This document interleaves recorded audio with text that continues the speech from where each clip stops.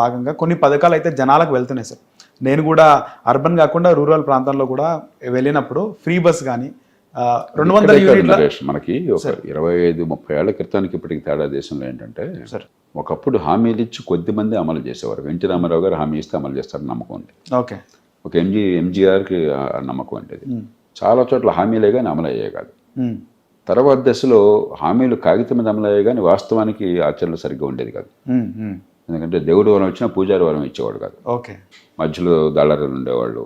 అవును సార్. మరి అర్హత ఉన్న వాళ్ళకి అందేది కాదు. లేకపోతే అందే దానిలో మళ్ళీ లంచం మింగేవాళ్ళు. ఇటీవల కాలంలో దేశమంతా ఏమైందంటే, ఒకటి తాత్కాలికమైన సంక్షేమం వ్యక్తిగతంగా ఇచ్చేది హామీలు ఒకసారి ఇస్తే గట్టిగా అమలు చేస్తున్నారు చాలా మేరకు. ఓకే. ఎందుకంటే రాజకీయంగా ఓట్లు పొందడానికి అది మార్గం అన్న భావానికి పార్టీలు వచ్చినాయి. 2, ఈ డిజిటైజేషన్ ఎప్పుడైతే జరిగిందో, ఆధార్ కార్డు వచ్చి ఆధార్తో లింకేజ్ పెట్టి జరిగిందో, జన్ధన్ బ్యాంక్ అకౌంట్ పెట్టినాయో, 100కి 95-99 మందికి మధ్యలో ఎక్కడ దళారీలు వాళ్ళ దగ్గర డబ్బులు తీసుకోవడం అనేది లేకుండా డైరెక్ట్గా అందుతున్నాయి. ఆ రకంగా ఈ దేశంలో సంక్షేమ పథకాల అమలు చాలా మెరుగుపడింది. తెలంగాణలో కూడా అంతే సార్. అయితే ఏదైతే ఉచిత కరెంటుకి సంబంధించి చాలా వరకు కూడా మధ్యతరగతి, దిగువ మధ్యతరగతి ప్రజలకు వస్తున్నది సార్. నా సర్వేలో తేలింది మేము వెళ్ళినప్పుడు. కానీ కాంగ్రెస్ ప్రభుత్వం పైన చాలా వ్యతిరేకత ఉంది సార్ రాష్ట్రంలో. అంటే వాళ్ళు చెప్పుకోవడంలో విఫలమవుతున్నారా, లేకపోతే అపోజిషన్ చెప్పడంలో సక్సెస్ అవుతున్నారా సార్? చెప్పుకోవటం కాదు, నేను కొంచెం కర్కశంగా చెప్తాను. ఏ పార్టీ ఆ పార్టీ లేకుండా పార్టీలు ఎట్లాగొట్లా ఓటే దేవుడు, ఓటు వస్తే చాలు, అధికారం వస్తే చాలు అని చెప్పాను. దాంతో ఆ ధ్యాసలో, ఆ యావలో అసలు ప్రభుత్వం పాత్ర ఏమిటి, ప్రభుత్వం ఏం చేయాలి, దాన్ని పూర్తిగా నిర్లక్ష్యం చేస్తుంది. కాబట్టి తాత్కాలికంగా వ్యక్తిగత సంక్షేమానికి పెద్దపీట వేసి ప్రభుత్వం ఏ పని చేస్తే ప్రజల జీవితాలు దీర్ఘకాలంలో బాగుపడుతుందో దాన్ని విస్మరించేసరికి కాలక్రమేణా కోపం కసి వస్తుంది. లేకపోతే జనం వెర్రి వాళ్ళ, మీరేమన్నా మీ జేబుల డబ్బుల నుంచి ఇస్తున్నారా? జనం పన్నుల డబ్బుల నుంచి ఇస్తున్నారు. అవును సార్. జనం పన్నులు కట్టింది వీటి కోసమా? జనం పన్నులు కట్టింది సొంతంగా మనం చేసుకోలేని, సమిష్టిగా మాత్రమే చేయగల ఉమ్మడి వసతులు సౌకర్యాల కోసం. రోడ్లు ఎట్లా ఉన్నాయి, ట్రాఫిక్ ఎట్లా ఉన్నది, మన పిల్లల చదువు ఎట్లా ఉన్నది, డబ్బులు ఖర్చు పెట్టకుండా మంచి చదువు వస్తుందా, ఆరోగ్యం ఎట్లా ఉన్నది, మరి పోలీస్ స్టేషన్లో కానీ మరో చోట కానీ న్యాయం అందరికీ సమానంగా అందుతోందా, మంచినీళ్ళు, మురుగునీటి పారుదల, వరద నీటి పారుదల ఎట్లా ఉన్నాయి, ఆదాయాలు పెరుగుతున్నాయా, నైపుణ్యం వస్తోందా, ఉపాధి కలుగుతోందా, జీవితాలు బాగుపడుతున్నాయా, ఇవన్నీ ప్రభుత్వం పట్టించుకోవాలి. అవన్నీ పక్కన పెట్టేశారు. నేను అది ఇచ్చా, ఇది ఇచ్చా, ఇది ఎవరో దానం చేసినట్టుగా. దానికి తాత్కాలికంగా ప్రజలు ఓటేస్తారు. ఎందుకంటే మీకు ఎంతకంటే జరిగేది లేదు, ఏదో ఎవరిగా చూద్దాం అని చెప్పేస్తారు. కానీ ఎల్లకాలం మీకు రుణపడాల్సిన అవసరం లేదు, మిమ్మల్ని మెచ్చుకోవాల్సిన అవసరం లేదు. ఎందుకంటే మీరు ప్రభుత్వం మౌలికమైన పాత్ర మీరు విస్మరించారు. ప్రభుత్వాన్ని ఎందుకు ఏర్పాటు చేసుకున్నామో దాన్ని పక్కన పెట్టేశారు. నిరుపేదలు సైతం ఈవేళ ఈ 30,000, 20,000, 50,000, 70,000 వాళ్ళ స్థాయిని బట్టి పిల్లల స్కూళ్ళ కోసం ఫీజులు కడుతున్నారు. అయినా చదువు రావట్లా. వాడిని మీకు మీ మనం చూసి సంతోషపడాలండి? ఏం ఉద్ధరించారు వాళ్ళ జీవితాన్ని? 10,000 కోట్ల రూపాయలు ఖజానా డబ్బులు ఖర్చు పెడుతూ చదువు రావట్లేదు స్కూళ్ళల్లో. అది నిజం, కఠోర వాస్తవం. మరి ప్రజలు రుణపడి ఉంటారా మీకు వాళ్ళ పిల్లల బతుకులు నాశనం చేస్తే? ఆరోగ్యవంతక తెలంగాణలో ఏడాదికి దాదాపు 20 లక్షల మంది బేదలు అవుతున్నారు. 20 లక్షలు అనారోగ్య కారణంగా. సగటున ఏడాదికి 20 లక్షల మంది తెలంగాణలో, 26 లక్షల మంది ఆంధ్రప్రదేశ్లో బేదలు అవుతున్నారు ప్రతి సంవత్సరం. వాళ్ళు మీకు రుణపడి ఉండాలా? ఎలాంటి ఆరోగ్య వ్యవస్థ ఏర్పాటు చేశారు మీరు? ఈ దేశంలో చట్టం పనిచేస్తుందా? బడుతున్నాడు దెబ్బరే. హైదరాబాద్ దగ్గర ట్రాఫిక్ దగ్గర ఉన్న సరిగ్గా రద్దీ లేకుండా జరుగుతుందా? సాయంత్రం 6 గంటలకు ఎక్కడైనా డ్రైవ్ చేస్తే మీరంతా చాలా పెరిగిపోయింది సార్. చూస్తున్నారు కదా ఎందుకంటే తగలడింది. పబ్లిక్ ట్రాన్స్పోర్ట్ లింకేజెస్ ఏమన్నా ఉన్నాయా? ఇంటిగ్రేట్ చేశారా ఏమన్నా? ఉదయం 7 నుంచే ప్రభుత్వం చేయాల్సిన పని అన్ని విఫలం అయిపోతుంది సార్. తాయిలాలు ఇస్తోంది. మీరేమంటున్నారు? తాయిలాలు ఇచ్చారు కాబట్టి గొప్పవాళ్ళు, వాళ్ళు చెప్పుకోవాలా, ప్రజలు నమ్మాలా, వాళ్ళని గౌరవించాలి. ఎందుకు గౌరవించాలి?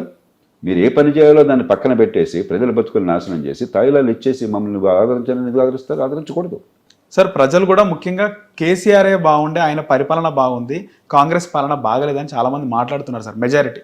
అది నేను రాజకీయాల్లోకి వెళ్ళను, కానీ ఆనాటికి ఈనాటికి మౌలికమైన తేడా ఏంటంటే, ఆనాడు తప్పులు జరిగిన నేను ఎన్నోసార్లు విమర్శించాను బహిరంగంగా. అవును సార్. వృధా ఖర్చులు పెట్టారు, పెద్ద పెద్ద పథకాలు. కాళేశ్వరం ఇప్పుడు అందరూ తిడుతున్నారు, మొట్టమొదటి గొంతెత్తినవని నేను తెలుగునాట. ఇంకెవరు దాని మీద ఇప్పుడు చేవళ్ల ప్రాణహిత పథకం పేరుతో ఉన్నప్పటి నుంచి దాన్ని వ్యతిరేకించాను. తప్పని కాదు, పెట్టే ఖర్చు వచ్చే ఫలితం చూస్తే అసలు పొంతం లేదు, ఇది కాదు పద్ధతి, రైతులకు ఇంకో రకంగా మేలు చేయొచ్చు అని చెప్పని.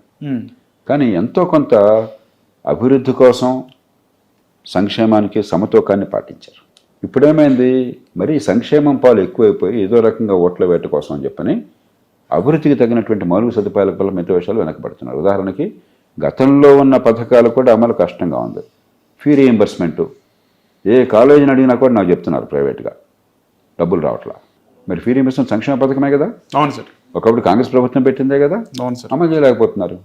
మరి ఆరోగ్యశ్రీ చాలా చోట్ల బకాయిలు ఉంటున్నాయి. సంక్షేమ పథకాల్లో కూడా అమలు కావట్లేదు. మిగతా అభివృద్ధి మరి ఖచ్చితంగా వెనకబడింది, మౌలిక సదుపాయాలు వగేరా. మరి సహజంగా ప్రజల నుంచి మరి ఆ గొంతు వినిపించకపోతే దేశం బాగుపడుతుందా? ప్రజాస్వామ్యంలో ప్రభుత్వం చేయవలసిన పని చేయకపోతే ప్రజలు గొంతు విప్పాలా, ఏ పార్టీ అయినా కూడా. అది కూడా లేకపోతే ఇంక దేశాన్ని కాపాడుకోగలమా? సార్, ముఖ్యంగా ప్రజలకి ఎన్నికల్లో హామీలు కావాలా సార్, డెవలప్మెంట్ కావాలంటారా?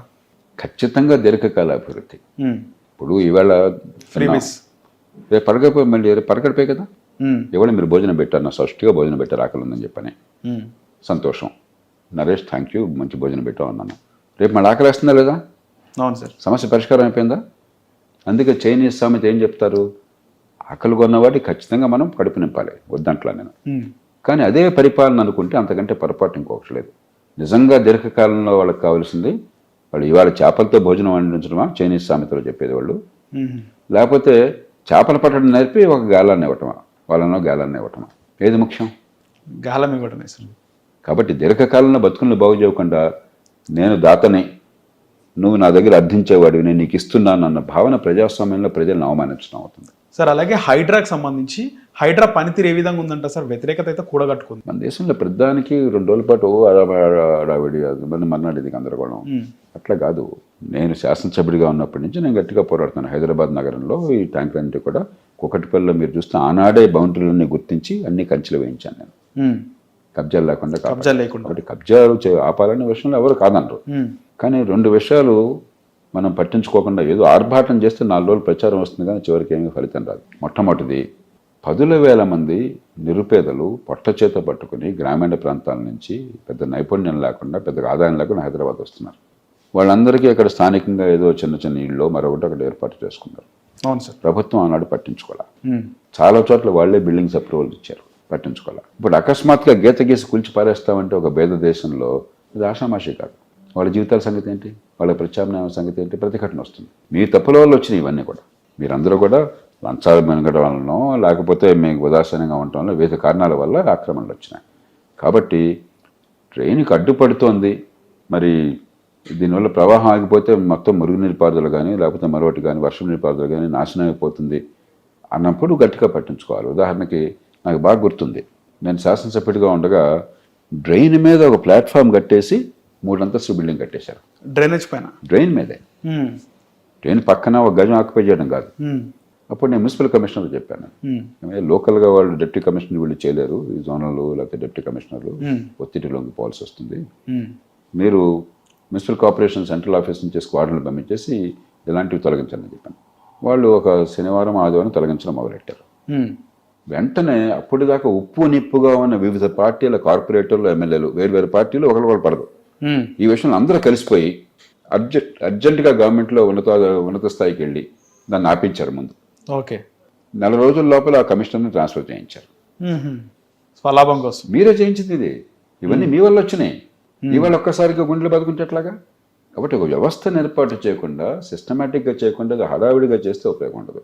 రెండోది, ఊళ్ళో వందలాది లేక్స్ ఉన్నాయి. అవును సార్. ఒకప్పుడు మంచినీళ్ళ చెరువులు, హుస్సేన్ సాగర్ కూడా మంచినీళ్ళ చెరువే. అవును సార్. ఇవాళ ఏమవుతుంది, ఇన్ని బిల్డింగ్లు వస్తున్నాయి హైదరాబాద్ నగరంలో, అన్ని అప్రూవల్తో వస్తున్నాయి. సూరజ్ కనెక్షన్ ఎన్నిటికున్నది? హైదరాబాద్ నగరంలో ఉన్నటువంటి 27 లక్షల ఇళ్ళుంటే, కుటుంబాలుంటే, ఇళ్ళు కాదు కుటుంబాలు, హౌస్ హోల్డ్స్ అంటాం. 9 లక్షలు 10 లక్షలు దాటి మీకు సివరేజ్ కనెక్షన్ లేవు. 10 లక్షల వరకు కూడా. మిగతా 15-16 లక్షలకి 23 లక్షలు అనుకుంటాను ఇల్లు ఉంది. 9 లక్షలకు సివరేజ్ కనెక్షన్ ఉన్నాయి. మిగతా 14-15 లక్షల ఇళ్ళకి సివరేజ్ కనెక్షన్ లేదు, మురుగునీటి పారుదల లేదు. మీరేం చేస్తున్నారు, ఏదో అక్కడ సూవేజ్ ట్రీట్మెంట్ ప్లాంట్ పెట్టిన మరొకటి కాగితం మీద పెడుతున్నారు, కాగితం మీద చూపెడుతున్నారు. కానీ పక్కన ఉన్న లేక్లోకి మలమూత్రాలు పైపు చేస్తున్నారు. అవన్నీ మీరు చేశారు. అవన్నీ సరిచేయకుండా మీరు లేకులను ఉద్ధరించేది ఎట్లా ఉంటుంది? ఇది ఒక్కరోజు జరిగే పని కాదు, ఒక ఆటోతో అయ్యే పని కాదు. మొత్తం మీ మురుగునీటి పారుదల వ్యవస్థను పూర్తిగా సరిదిద్దారు. అలా చేయకుండా లోతైనటువంటి పరిశీలనతో ఆలోచనతో ముందు చూపుతో చేయకుండా ఆర్భాటంతో మొదలెడితే 2 రోజులు ప్రచారం అవుతుంది, 3వ రోజు చెడు పేరు వస్తుంది. సార్ ముఖ్యంగా రాష్ట్రంలో కూడా రీసెంట్గా కులగణనకు సంబంధించిన రిపోర్ట్ని అసెంబ్లీలో ప్రవేశపెట్టారు సార్. ఒక క్వశ్చన్ రేజ్ అవుతుంది సార్, కులగణన అసలు ఎవరు చేయమన్నారు ముఖ్యమంత్రి రేవంత్ రెడ్డి సర్కార్ని? కులగణనలో వారి పార్టీ చేయమంది, వారి పార్టీ నాయకుడు చేయమన్నారు. ఎందుకు అన్న ప్రశ్న అడగండి మీరు. అది ఎందుకు సార్, ఎందుకు చేయించారు? నేను నిర్మోహమాటంగా మొట్టమొదటి చెప్తున్నాను, కులగణన వల్ల పేదలకు జరిగే ప్రయోజనం ఏమాత్రమూ లేదు. ఎందుకంటే రిజర్వేషన్లకి కులగణనకి సంబంధం లేదు. ఈ దేశంలో పార్టీలన్నీ కూడా ఏ రాజకీయ విభేదాలు లేకుండా 1950 నుంచి రాజ్యాంగం నాటి నుంచి వెనకబడ్డ తరగతులకు కానీ దళితులకు కానీ ఆదివాసీ రిజర్వేషన్లకు కట్టుబడినారు. మీరు చూడండి, ఏకగ్రీవంగా దేశమంతా రాజకీయంగా రిజర్వేషన్కి ఏర్పాటు చేశారు. అవును సార్. రాజ్యాంగం చెప్పింది ఏమిటి? అందరినీ కూడా విద్యలో కావచ్చు, ఉద్యోగాల్లో కావచ్చు, కులం, మతం, లింగం, ప్రాంతం ఈ వివక్ష లేకుండా సమానంగా చూడాలి. అది మొట్టమొదటి ప్రిన్సిపల్. కానీ ఈ కానీలో ఉంది. కానీ విద్యాపరంగా కానీ ఆర్థికంగా కానీ వెనుకబడ్డ తరగతులు ఉన్నట్లయితే వారికి ప్రత్యేక రాయితీలు కల్పించవచ్చును. మౌలిక సూత్రం అందరినీ సమానంగా చూడాలి, కానీ కొన్ని ప్రత్యేక రాయితీలు కల్పించవచ్చును. అంటే అర్థం ఏంటి? రాయితీలు సమానత్వాన్ని మింగేయకూడదు, ఎక్కడో చోట ఒక బ్యాలెన్స్ ఉండాలి. అందుకని సుప్రీంకోర్టు ఏమన్నది 50% వరకు రిజర్వేషన్లు ఇచ్చేద్దాం. అది రీజనబుల్లే కదా. అటు సమానత్వాన్ని కాపాడినట్టుంది, అసమానుల మధ్య సమానత్వం సాధ్యం కాదు కాబట్టి రాయితీలు ఇచ్చినట్టు ఉంది. అంతే, అన్ని రాయితీలు పెట్టేస్తే ఇంకా సమానత్వం ఏముంది సమాజంలో? అవును సార్. కాబట్టి దాన్ని దాటే అధికారం ఎవరికి లేదు, ప్రభుత్వానికి లేదు. 50%కి వచ్చేసాం మనం. రిజర్వేషన్లు దీనిలో వేలం పెరిగేది తగ్గేది ఏమి ఉంటుంది. 1. ఓకే.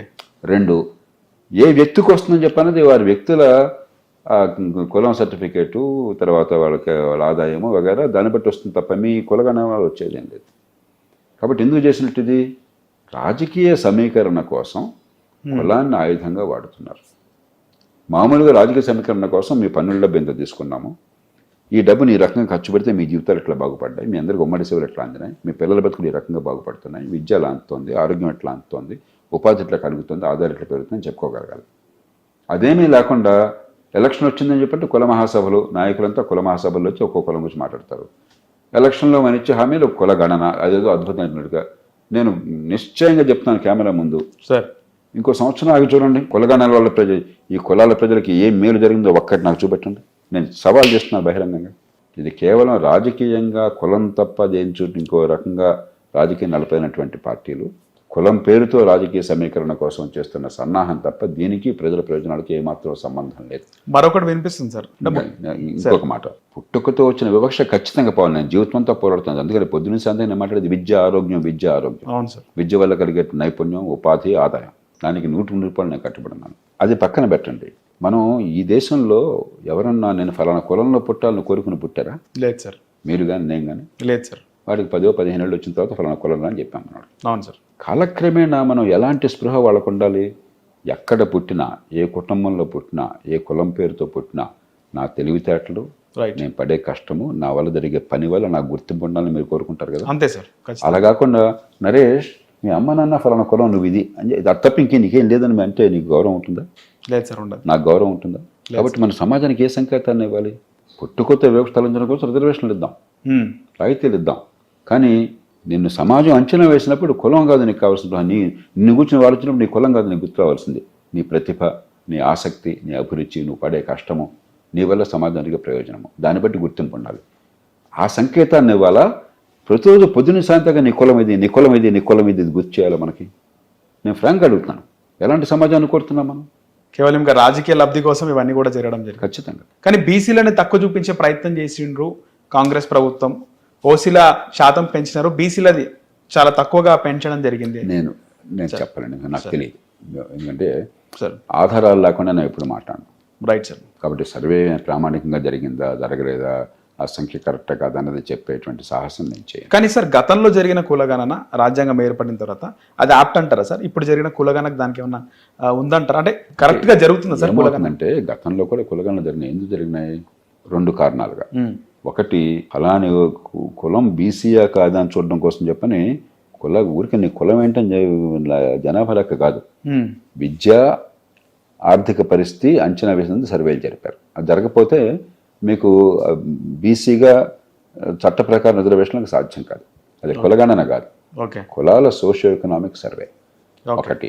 రెండోది, స్థానిక ప్రభుత్వాల్లో బీసీ రిజర్వేషన్ ఉన్నప్పుడు కోర్టులు ఏం పట్టుబట్టినాయంటే ఏ ప్రాతిపదిక మీద మీరు ఇస్తున్నారని చెప్పి అడుగుతారు. కాబట్టి జనాభా సుమారుగా ఇంతమంది బీసీలు ఉన్నారు కాబట్టి ఇంత స్థాయిత్వం ఇస్తామని చెప్పడానికి అవకాశం ఉంది.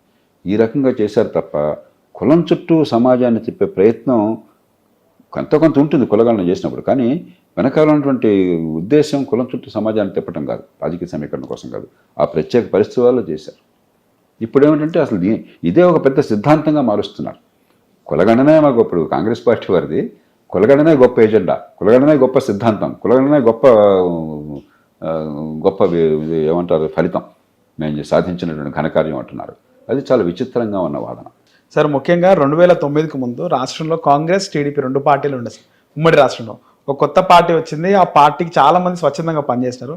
అదే మీరు స్థాపించిన లోక్సత్తా పార్టీ. సో అలాంటి పార్టీ ఆ తర్వాత కొన్ని కారణాల వల్ల, కొన్ని సెంటిమెంట్ల వల్ల పక్కకి వెళ్ళిపోయింది సార్. అది వాస్తవం. చాలా ఆ సెంటిమెంట్ కనుక లేకుంటే ఈరోజు పార్టీ ప్రభుత్వం ఏర్పాటు చేసేది. సో మనం దేశ రాజధానిలో కూడా చూస్తాం. సో అలాంటిది ఇప్పుడు కొత్తగా రాష్ట్రంలో ఒక బీసీ నినాదం అనేది వినబడుతుంది సార్. అంటే బీసీలకు రాజ్యాధికారం రావాలి, బీసీ ముఖ్యమంత్రి కావాలి అని తీన్మార్ మల్లన్న లాంటి వాళ్ళు మాట్లాడుతున్నారు. ఇది కేవలం టైం పాసా, ఏదైనా పదవి కోసమా, లేదా నిజంగా చిత్తశుద్ధం కాదు? గతంలో కూడా ఈ డిమాండ్స్ ఉన్నాయి. ఇప్పుడు వైవిధ్యభరితమైన సమాజంలో ఖచ్చితంగా ప్రజా ప్రాతినిధ్యంలో కానీ రాజ్యాధికారంలో కానీ వాటా ఉండాలని కోరుకోవటం అనేది సహజమైన కోరిక. ఆ గొంతు వినిపించాలి, మరి అధికారంలో వాటా ఉండాలి, ప్రజల చుట్టూ అధికారం తిరగాలి. ఏదో కొంతమంది ముఖ్యమంత్రి చేతులు అధికారం కాకుండా ఆ ప్రజలకి గొంతు ఉండాలి. అందుకే స్థానిక ప్రభుత్వాలు బలోపేతం కావాలి. ఇది రాజకీయ ప్రక్రియలో సహజమైనటువంటి ప్రక్రియ, పూర్వం జరుగుతోంది ఇది. అయితే అదేమిటంటే దానికి సరైన మార్గం కులం పేరుతో నాయకత్వం వస్తే చాలదు. ఆ కులం పేరుతో వచ్చి వాడు దరిద్రుడు అనుకోండి, ఉపయోగం ఉందా మనకి? కాబట్టి సమర్థులైన నాయకులు సమాజంలో అన్ని వర్గాల ప్రాతినిధ్యం వచ్చే వాళ్ళు ఎదిగేట్టుగా రాజకీయాన్ని మార్చాలి. రాజకీయ పార్టీలు అంతర్గత ప్రజాస్వామ్యం కావాలి. అలాగే స్థానిక ప్రభుత్వాల్లో మీకు కులం పేరుతో రిజర్వేషన్ ఉంది. ఇప్పటికే 75% రిజర్వేషన్ ఉంది. ఎస్సీ, ఎస్టీ, బీసీ, మహిళలు. ఓకే, అధికారాలు 0, అలంకారప్రాయమైన పదవులు. ఓకే. కాబట్టి నిజంగా మనం ఈ సాధికారత కావాలంటే రిజర్వేషన్ ఉన్న చోట సాధికారత కోసం గట్టిగా పోరాడి అక్కడ వాళ్ళ చేతుల్లో అధికారం పెట్టి వాళ్ళ ద్వారా మంచి పనులు చేయించి నాయకత్వాన్ని పెంచామనుకోండి, సహజంగానే నాయకత్వం ఎదురుతుంది. కాబట్టి ఖచ్చితంగా అన్ని వర్గాలకి, అన్ని భావాలకి గొంతు అనేది ప్రజాస్వామ్యంలో కోరడం సహజం. దానికి వీలున్నంత వరకు ఏర్పాట్లు చేయడం అవసరం. బీసీలందరూ ఒక నాయకత్వంలో ఏకతాటిపైకి వచ్చి బీసీలందరూ వేరే ఇతర పార్టీలకు ఓటేయకుండా ఇలాంటి బీసీ పార్టీకి ఓటేసే అవకాశం ఉందంటారా సార్ భవిష్యత్తులో? భవిష్యత్తులో ఉంటుందో నేను చెప్పలేను. కానీ ఎన్నికల్లో ఎప్పుడు కూడా పూర్తిగా ఒక కులం పేరు మీదే ఉండదు. కుల ప్రభావం ఖచ్చితంగా చాలా ఉంది, మనందరికీ తెలుసు. కానీ కులం ఒక్కదాన్నే చూసి కులం అంతా ఓటేస్తారు అనుకోవటం పొరపాటు. అలాగే కళ్ళు మూసుకుని కులం అంతా ఓటేసినా కూడా మంచిది కాదు. ఓకే, రెండూ మంచిది కాదు. ఎందుకంటే కులం కానీ, మతం కానీ, ప్రాంతం కానీ ప్రాతిపదికగా ఇక ఏమి చూడకుండా, మంచి చెడు చూడకుండా చేసామనుకోండి, అది రెచ్చగొట్టి కొంతమంది మనల్ని ఉన్మాదుల్ని చేస్తారు. ఇక వాడు ఏం చేస్తున్నాడు, వాడు నా జీవితం అవుతుందన్న ఆలోచన నాకు లేకుండా గుడ్డిగా ఓటేసాను అనుకోండి, అప్పుడు నాకు వచ్చే ఫలితం ఉండదు. ఆ పేరుతో కొందరు అధికారం ఎక్కుతారు అంతే. కాబట్టి ఖచ్చితంగా కులం అనేది ఒక అంశం అవుతుంది, కానీ దాని చుట్టే రాజకీయం అన్నది అది సరైన పద్ధతి కాదు, ఫలితాలను ఇవ్వదు. రెండోది, ఏ కులమైనా మతమైనా సరే, ఏ వర్గమైనా సరే, గ్యారంటీగా వాళ్ళందరూ ఈ పార్టీకి ఓటేస్తున్నారు అనుకోండి సార్, వేరే పార్టీకి గ్యారంటీగా ఓటు వేరు అనుకోండి, 2 రకాలుగా నష్టపోతారు. ఓకే, ఏ విధంగా సార్? ఓటు పొందే పార్టీ ఎట్లాగా నాకు ఓటేస్తారు కదా, ఇంకా అడిగేం చేయక్కర్లేదు. నేను ఓటు పొందని పార్టీ ఎట్లాగా నాకు ఓటేరుగా, ఇంకా వాడు నాకెందుకు, వాళ్ళకి నేనేం చేస్తా? చూసారా మీరు, 2 రకాలుగా నష్టపోతారు. కాబట్టి ప్రాతినిధ్యం గొంతు వేరు. ఓ కులం పూర్తిగా ఒక పార్టీ కట్టుబడి ఉంటే ఆ కులాలకే నష్టం. నేను కొంచెం నిజాయితీగా చెప్తున్నాను. Right sir. సో అన్ని వర్గాల నాయకత్వం ఉండాలంట సార్, ప్రభుత్వం ఉండాలి. తర్వాత మనం కూడా ఓటు ఎవరికి వేస్తామన్నది సందర్భాన్ని బట్టి, మన అంచనాన్ని బట్టి, మన నిర్ణయాన్ని బట్టి, వాళ్ళు చేస్తున్న వాళ్ళ పరిపాలన మీద మన అంచనాన్ని బట్టి మనం ఓటు ఎవరికైనా వేయొచ్చు అన్న భావం కలిగితేనే వాళ్ళు భయపడతారు, మిమ్మల్ని పట్టించుకుంటారు. గ్యారంటీగా ఓటు పడుతుందనుకుంటే ఓటు పడేవాడు పట్టించుకోడు, ఓటు పడనేవాడు పట్టించుకోడు, మీరు బానిసలైపోతారు. సార్, రీసెంట్గా కేంద్ర ప్రభుత్వం ప్రవేశపెట్టిన బడ్జెట్కి సంబంధించి ముఖ్యంగా ఒక ట్యాక్స్ని కూడా తీసుకురావడం జరిగింది. అది మధ్యతరగతి ప్రజలకి ఏ విధంగా ఉపయోగపడుతుంది సార్? లాభం అంటారా, నష్టం అంటారా? ఆదాయ పన్ను ఎంత ఎక్కువ మినహాయింపు ఉన్న దేశం, పెద్ద దేశాల్లో ఇంకొకటి లేదు. అమెరికాతో మీకు పోలికిస్తాను మీ ఉదాహరణకి. ఓకే, మనం అమెరికాతో పోల్చినప్పుడు డాలర్ విలువ 88-87 రూపాయలు లెక్కెట్టకూడదు. $1కి మనం ఇక్కడ రూపాయల్లో కొనేది ఎంత కొనగలుగుతారో చూడాలి. అలా చూస్తే 20 రూపాయలకు మనం కొనేది అమెరికాలో $1 కొంటారు. కొనుగోలు శక్తి అమెరికాలో డాలర్కి మన 20 రూపాయలు కాస్త అటు ఇటుగా సమానం. 12 లక్షల రూపాయల దాకా మీకు మినహాయింపు ఇచ్చారు ఆస్తి పన్ను ఆదాయ పన్నులు అంటే $60,000 సమానం కొనుగోలు శక్తి రీత్యా. అమెరికాలో $10,000 ఉన్నా కూడా మీరు 10% పన్ను కట్టాలి ఆదాయం. $11,000 దాటితే 12% కట్టాలి. $45,000 దాటితే 22% కట్టాలి. మనకు $60,000 దాకా 0 కట్టాలి. కాబట్టి ప్రపంచంలో ఏ దేశంలో లేనంత ఆదాయ పన్ను రాయితీ ఈ దేశంలో ప్రభుత్వం అనూహ్యంగా ఇచ్చింది. అంటే ఎవరు ఊహించాల మధ్యత వర్గాన్ని ఆకట్టుకుందామని. తర్వాత ఈ డబ్బు కనుక ఆదాయం డబ్బుతో మార్కెట్లో వస్తువులను కానీ సేవలను కానీ కొనుక్కున్నట్లయితే డిమాండ్ పెరుగుతున్న ఉద్దేశంతో కానీ లేకపోతే కొంత సేవింగ్స్ పెరుగుతున్న ఉద్దేశంతో కానీ ఆ పని చేశారు. అదే సమయంలో ఆర్థిక మంత్రి అభినందించాల్సింది ఏంటంటే రాష్ట్రాలకు ఇచ్చే నిధులు మొత్తం జాతీయ స్థాయిలో పన్నులు పన్నేతర అన్నీ కలిపితే వచ్చేటువంటి నిధుల్లో 53% రాష్ట్రాలకు పంపిస్తున్నారు. 47% జాతీయ స్థాయిలో ప్రభుత్వం దగ్గర ఉంటుంది. మూడోది అప్పుల భారాన్ని తగ్గిస్తున్నారు. ద్రవ్యలోటు తగ్గించి రాష్ట్రాల్లా కాకుండా మన తెలుగు రాష్ట్రాల నుండి కూడా ఉన్న కొద్దికి అప్పుల్లో కూరుకుపోతున్నాయి. జాతీయ స్థాయిలో అట్లా కాకుండా క్రమక్రమంగా అప్పుల భారాన్ని తగ్గిస్తున్నారు. ఫిస్కల్ డెఫిసిట్ అంటాం, అంటే ఆదాయం కంటే ఖర్చు అంత ఎక్కువ ఉంది అని చెప్పన్నది. అది ఉన్న కొద్దికి తగ్గిస్తున్నారు. ఇప్పుడు నడుస్తున్న సంవత్సరం